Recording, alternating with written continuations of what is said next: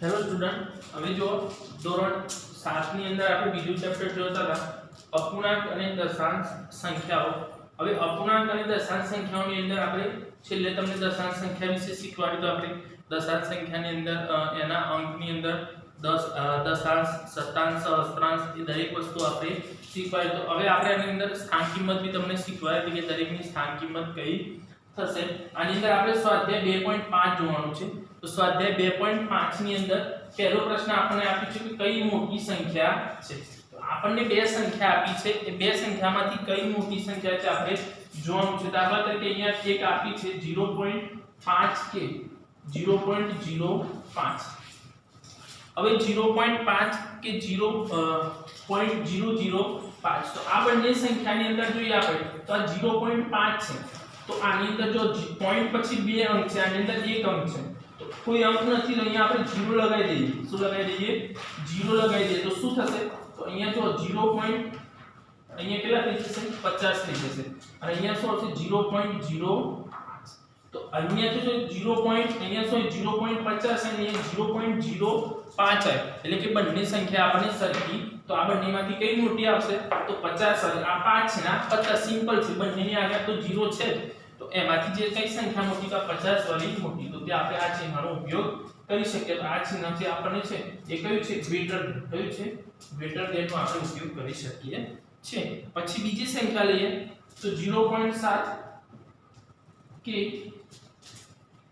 0.5. બરાબર. તો જો 0.7 અને અહીંયા લખીએ 0.5. તો આમાં તો સિમ્પલ જ છે. કેવી રીતે? કે અહીંયા 7 છે, તો 7 અને 5 બંનેમાં એક એક અંક જ છે. તો એક એક અંક એટલે 7 છે મોટી છે. જો 7 ની પાછળ 0 લગાવો કે 5 ની પાછળ 0 લગાવો, 7 ની પાછળ 0 લગાવો 70 થઈ જાય, 5 ની પાછળ 0 લગાવો તો 50 થઈ જાય. 70 એટલે આ સંખ્યા મોટી થાય, તેની અંદર પણ આપણે આ ચિહ્નની અંદર ઉપયોગ કરી કયો છે ન તો ગ્રેટર ધેન નો આપણે ઉપયોગ કરી શકીએ છે. પછી 7 કે 0.7 કઈ આવે? 7 કે 0.7. તો આની અંદર જો તો આમાં પણ સિમ્પલ છે કે આ દશાંશ સંખ્યા છે અને આ આપણે પૂર્ણાંક સંખ્યા છે. તો એ તો સિમ્પલ જ થઈ ગયું આપણને, કેમ કે 0 પોઈન્ટ વાળી જે સંખ્યા છે એના ઘણા કરતા તો આના કરતા નાની. તો આ સંખ્યા પણ કેવી છે? મોટી છે. કેવી છે? મોટી. એની અંદર જે આપણે સંખ્યા લખીએ છે એ સંખ્યા આપણને ખબર પડી જશે. પછી જો તો એની અંદર આપણને આપી છે 1.37 કે 1.49. બરાબર. તો એ સંખ્યા આપણને આપી છે. તો આ સંખ્યાની અંદર આપણે લઈએ કે કઈ સંખ્યા આપણે છે? તો 1.37 અને બીજી છે 1.49. તો આ બંનેમાં કઈ છે? તો જો 37 પોઈન્ટ પછી પોઈન્ટ આગળ બંનેમાં એક જ છે, તો સરખા અંક છે તો એ ભૂલી જઈએ આપણે. તો અહીંયા જો તો અહીંયા શું તો પોઈન્ટ પછી 0 લખીએ, તો અહીંયા 7 છે ને અહીંયા 0 છે, એટલે આ 7 વાળી મોટી ગણી શકાય. અહીંયા 1 તો બંનેમાં થઈ ગયું, તો અહીંયા 37 ને અહીંયા 49. તો 49 વાળી સંખ્યા કેવી ગણાય?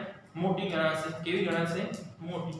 તો એ રીતે આપણે સંખ્યાની અંદર નાની મોટી લખી શકીએ. પછી જો પાંચમા નંબરની, તો પાંચમા નંબરની આપી છે 2.03 કે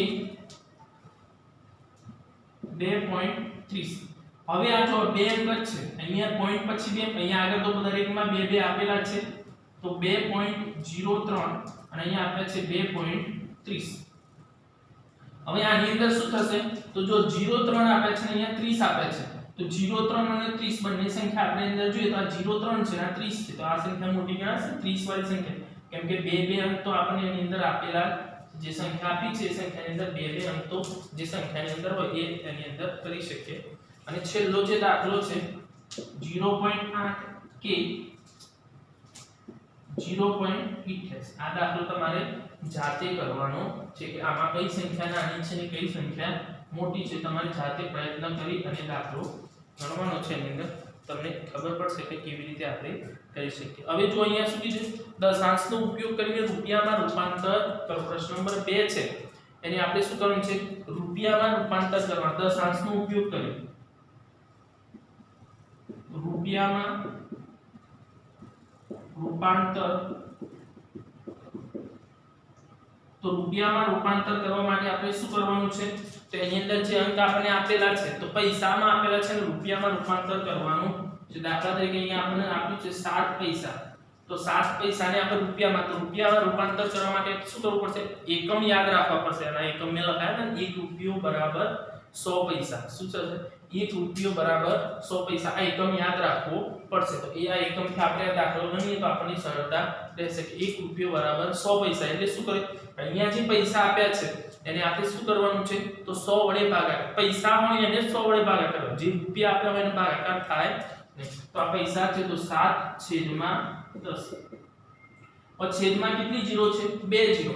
તો અહીંયા 2 અંકે પોઈન્ટ લખવો પડશે. તો અહીંયા એક જ અંક આપ્યો છે તો આગળ જીરો લખી દઈએ, પછી પોઈન્ટ અને જીરો, એટલે 0.07. કેટલા થશે? 0.07. અહીંયા આપણે રૂપિયા ની અંદર લખી શકીએ. જે અંક આપણે આપ્યો છે એને રૂપિયામાં આ રીતે દર્શાવી શકાય. પછી જો બીજો છે 7 રૂપિયા અને 7 પૈસા.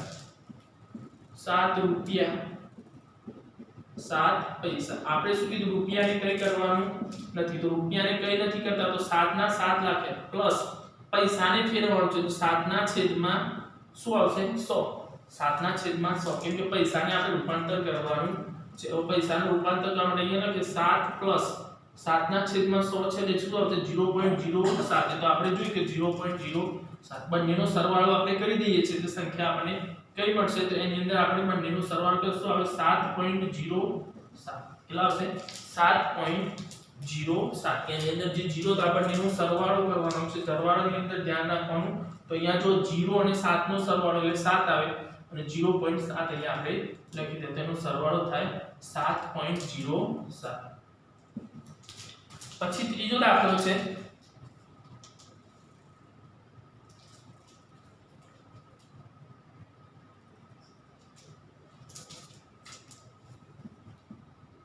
77 રૂપિયા અને 77 પૈસા. તો આની અંદર આપણે જોઈએ તો આજે આપણને આપ્યા છે તો 77 પ્લસ 77 ના છેદમાં 100 બરાબર કેટલા થશે? 77 પ્લસ 0.77 બરાબર આ બંનેનો સરવાળો કરે તો કેટલા આવે? 77.77 રૂપિયા. કેટલા આવશે? 77.77 રૂપિયા. એ રીતે આપણે એને લખી શકીએ જે આપણે પોઈન્ટ દ્વારા આપેલા છે. બરાબર. પછી 50 પૈસા. તો 50 પૈસા વાળું તમારે એને જાતે, ચોથા નંબરનો છે 50 પૈસા, એને જાતે તમારે કરવાનો છે. પાંચમા નંબરનું શીખવાડું છું તમને 235 પૈસા. આજે ચોથા નંબરનો છે અને જાતે 50 પૈસા છે તો પૈસાને રૂપિયામાં તો 50 ને 100 વડે ભાગાકાર કરવાનો, પછી એને રૂપાંતર કરવાનું. 235 પૈસા તો 235 ભાગ્યા કેટલા કરવાના? 100 કરવાના. તો આને 2 અંકે પોઈન્ટ મૂકીએ તો 1 અને 2 અંકે એટલે કેટલા આવશે? 2.35 રૂપિયા. કેટલા આવશે? 2.35 રૂપિયા. જે આની અંદર એકમો છે એ રૂપિયા લખવા તો લખી દેવા તમારે રૂપિયા અને આ રીતે આપણે એને રૂપિયાની અંદર રૂપાંતર કરી શકીએ. જે આપણને જે અંક આપ્યા હોય એને આપણે રૂપિયાની અંદર રૂપાંતર કરી શકીએ. આની અંદર એકમ આ યાદ રાખવાનો, દરેકને યાદ રાખજો. 1 રૂપિયો બરાબર 100 પૈસા. કેટલા આવશે? 100 પૈસા. આ એકમથી તમે યાદ રાખશો તો આ બીજા નંબરનો દાખલો તમને ખબર પડી જશે. આ લખી દો પછી આગળ તમને લખાવું, તમને શીખવાડું.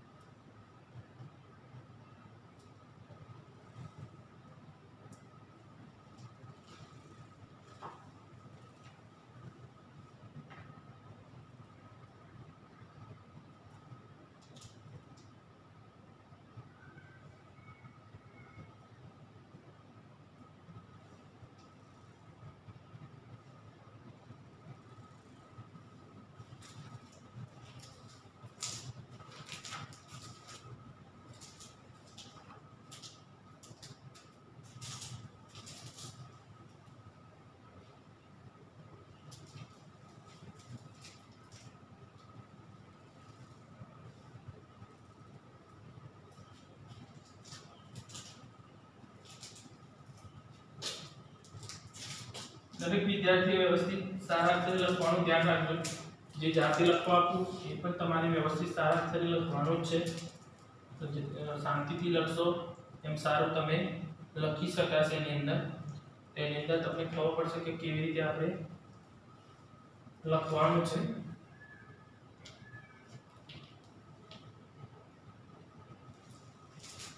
હવે જો પ્રશ્ન નંબર 3 ની અંદર એમાં પહેલો છે.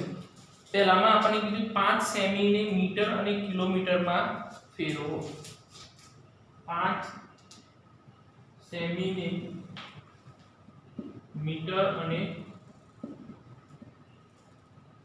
કિલોમીટરમાં બંનેમાં રૂપાંતર કરવાનું છે. મીટર અને કિલોમીટર બંને એકમ આપણને ખબર હોવી જોઈએ કે જે એકમ આપણને આપેલા છે એકમની અંદર. તો એકમની અંદર આપણે શું કરી શકીએ? તો 1 મીટર બરાબર 100 સેન્ટીમીટર અને બીજો છે 1 કિલોમીટર બરાબર કેટલા આવે? 1000 મીટર. આ બંને એકમ આપણને ખબર છે ને આગળ લખાયેલા પણ છે. તમારે આ એકમ પ્રમાણે લખવાનું છે. હવે જો તો પેલું મીટરની અંદર આપણે રૂપાંતર કરીએ. શામાં કરીએ? મીટરની અંદર કરીએ છે. તો મીટરની અંદર આપણે કરીએ તો અહીંયા મીટર બરાબર, તો મીટર શું છે? 5 સેન્ટીમીટર છે. તો 5 ભાગ્યા મીટરની અંદર જો સેન્ટીમીટર ને મીટરમાં રૂપાંતર કરો તો 100 વડે કરવું પડે. તો 5 ભાગ્યા 100, તો 5 ભાગ્યા 100 કરીએ તો શું લખાય? 0.05 મીટર. તો આ મીટરની અંદર રૂપાંતર થયું. શામાં થઈ ગયું? મીટરની અંદર. પછી કિલોમીટરની અંદર કરવું છે. તો કિલોમીટરની અંદર આપણે શું કરવું છે? એ જે સેન્ટીમીટર આપી છે અને કિલોમીટરની અંદર રૂપાંતર કરવું છે. તો સેન્ટીમીટર છે તો 5 સેન્ટીમીટરને મીટરમાં કરીએ તો આ બંને એકમો લેવા પડશે ને આપણે. તો બંને એકમની અંદર આપણે લેવા પડે. તો એની અંદર શું કરવું પડશે? 5/100 તો લખવા પડશે ગુણ્યા 1000 લખવા પડશે. કેમ કે આપણે સેન્ટીમીટરને મીટરમાં કરવાનું. મીટરમાં કર્યા પછી એની અંદર શામાં કરવાનું છે? તો મીટરમાં કરી તો મીટરમાં આપણને મળી ગયું આટલું 0.05 મળી ગયું. તો 0.05 મળ્યું એને પાછા શું કરવાનું? 1000 વડે પાછું એને કરવાનું. તો આપણે ગુણ્યા 1000 કરી દીધા. આપણને જે સંખ્યા મળી તો આની અંદર જો 1 2 3 4 5 0 2 4 ને 5. તો આને આપણે રૂપાંતર કરીએ તો શું થાય? 5 અંક લખવાનો. એક અંક આપ્યો છે તો 1 2 3 અને 4 0 બરાબર પોઈન્ટ અને 0. તો શું થશે? 0.00005 કિલોમીટર. કેટલો થશે? 0.4 વખત 0 અને પછી 5. તો આ રીતે એનું રૂપાંતર આપણે કરી શકીએ છે. આપણને જે અંક આપે છે એ પ્રમાણે ધ્યાન રાખજો. એની અંદર કેવી રીતે આપણે રૂપાંતર કરીએ. જે પણ અંક આપણને આપ્યો હોય, કેમ કે બે વખત આપણે કેમ કર્યું છે આપણને ખબર છે. આ છે એક સાનું એકમ છે તો એ સેન્ટીમીટરનું મીટરમાં, અને આ છે મીટરનું કિલોમીટરની અંદર રૂપાંતર કરવાનું એકમ છે. પછી 35 મીમી ને સેમી, મીટર અને કિલોમીટર. 35 મીમી, તો 35 મીમી જે આપ્યો છે એ મીમી ને સેન્ટીમીટરમાં રૂપાંતર કરો. તો સેન્ટીમીટરની અંદર આપણે 3 એકમ છે એની અંદર ધ્યાન રાખજો. તો 1 સેમી આ બી મેં તમને લખાયું છે બરાબર 10 મીમી. કેટલા હશે? 10 મીમી. પછી જો 1 મીટર, તો એની અંદર મીટરની અંદર તો એની અંદર 1 મીટર બરાબર 100 સેમી. એ તો આપણે એકમ લખાઈ દીધે. આ એકમ અહીંયા લખેલા છે. 1 કિલોમીટર બરાબર 1000 મીટર. તો આ 3 એકમો એની અંદર છે. તો આ 3 એકમને આધારે આપણે લખવાનું છે. એની અંદર પહેલું આપણે શું કરીશું? સેન્ટીમીટરમાં ફેરવવું છે. તો સેન્ટીમીટરને ફેરવો તો 35 મીમી છે તો ભાગ્યા 10 કરો. 35 માટે અહીંયા 10 કરીએ તો કેટલા આવે છે? 3.5 સેન્ટીમીટર. કેટલા આવશે? 3.5 સેન્ટીમીટર. પછી મીટરમાં કરવું છે. તો મીટરમાં કરવું હોય તો 35 ભાગ્યા કેટલા કરવાનું છે? 10 ગુણ્યા મીટરમાં કરવા માટે પાછા 100 લેવા પડશે તો 100.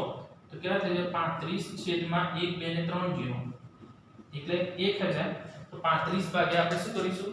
1000 એટલે 3 અંકી 0 આવશે ને. તો 35 એ 2 અંક છે ને અહીંયા 0 અને 0 તો 0.0. અહીંયા ની અંદર આપણે લખી દઈએ મીટર. કેટલા આવશે? પછી ત્રીજો છે કિલોમીટર. કયો છે? કિલોમીટર, તો 35 ને આપણે કિલોમીટર ની અંદર રૂપાંતર કરવું છે તો 10 100 અને પ્લસ કેટલા આવશે 1000, ત્રણે ત્રણ આપણે લેવા પડશે તો 10 100 અને 1000 તો 35 છેદમાં આ ત્રણે ત્રણને જોઈ કે તો 3 3 ને 3 6 0 2 4 અને 6 0 તો 6 અંકે પોઈન્ટ તો 35 માં 2 અંક છે તો પાછા આપણે 4 અંક લેવા પડશે ને તો 2 2 4 પોઈન્ટ 0 કિલો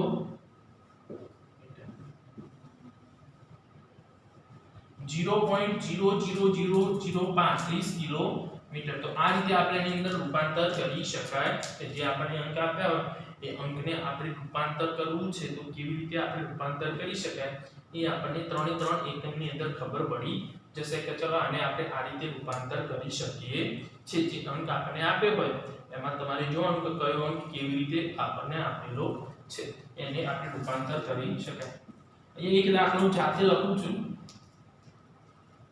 125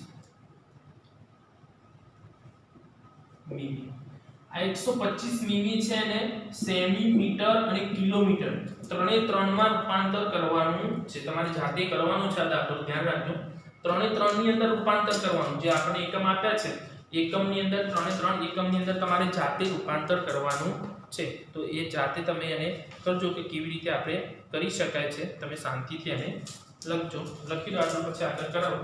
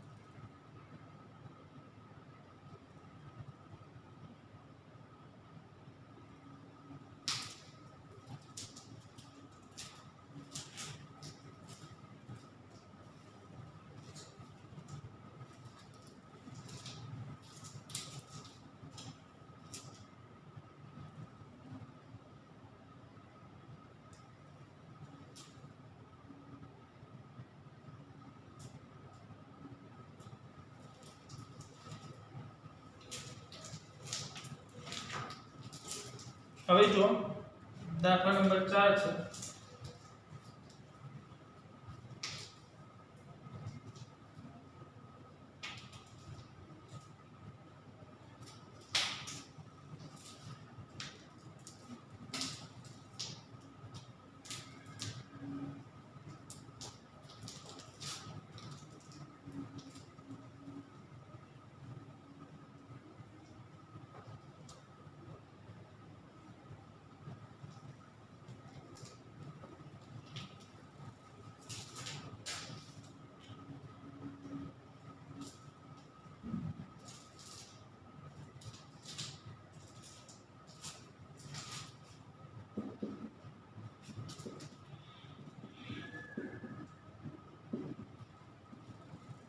હવે કિલોગ્રામ ની અંદર આપણે દર્શાવવાનું છે જે આપણને આપેલો હોય એકમ તો કિલોગ્રામ ની અંદર દર્શાવવા માટે આપણે આ વસ્તુ પહેલા લખી દઈએ આપણે 1 કિલોગ્રામ બરાબર કેટલા થશે 1000 ગ્રામ આ એકમનો ઉપયોગ કરવાનો છે એનો 1 કિલોગ્રામ બરાબર 1000 ગ્રામનો ઉપયોગ કરવાનો છે હવે જો તો આપણને જે રકમ આપી એ રકમને આપણે એની અંદર રૂપાંતર કરીએ તો કેવી રીતે આપણે એને કરી શકીએ દાખલા તરીકે 200 ગ્રામ પહેલો છે આપણને 200 ગ્રામ આપેલ છે એને આપણે રૂપાંતર કરવું છે તો કેટલા વડે 1000 વડે એનો ભાગાકાર કરવો પડે તો 200 ભાગ્યા 1000 તો આનું રૂપાંતર કરીએ છીએ આપણે તો જો 1 2 1 અને 2 0 નીકળી તો 2 ના છેદમાં કેટલા વધે 10 વધે તો 2 ના છેદમાં 10 વધે એટલે શું થાય 0.2 કિલોગ્રામ 0.2 કિલોગ્રામ થશે કેટલા થશે 0.2 કિલોગ્રામ તેને આપણે રૂપાંતર કરી શકીએ છીએ પછી આપણને આપ્યું છે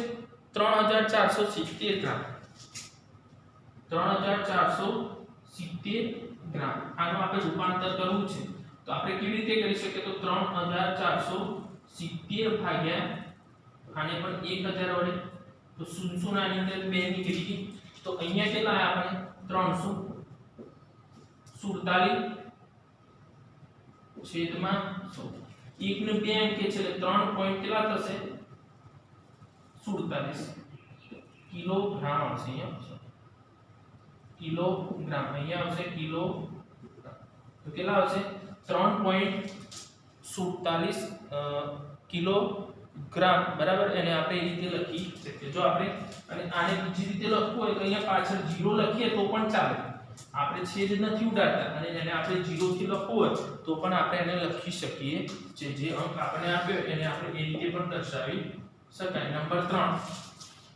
તો એની અંદર આપ્યું છે 4 કિલોગ્રામ 8 ગ્રામ 4 કિલોગ્રામ 8 ગ્રામ આની અંદર બે એકમ આપ્યા છે કિલોગ્રામ તો આપણને ઓલરેડી આપ્યો છે એને કંઈ કરવાનું નથી પ્લસ આપણે 8 ગ્રામ આપ્યો છે એટલે 1000 વડે ભાગાકાર કરવાનો છે તો જો 4 પ્લસ આને 1000 વડે કરીએ તો 0.008 3 0 છે તો 3 અંકે પોઈન્ટ થવો જોઈએ તો 1 2 3 અંકે થઈ ગયો આનો આપણે સરવાળો કરીએ તો 4.008 કિલોગ્રામ કેટલા આવશે 4.008 કિલોગ્રામ તો એને આપણે આ રીતે રૂપાંતર કરી શકાય છે જે આપણને ગ્રામની અંદર કે કિલોગ્રામની અંદર જે પણ આપણે આપેલું છે તો આપણે આને આ રીતે રૂપાંતર કરી શકીએ છીએ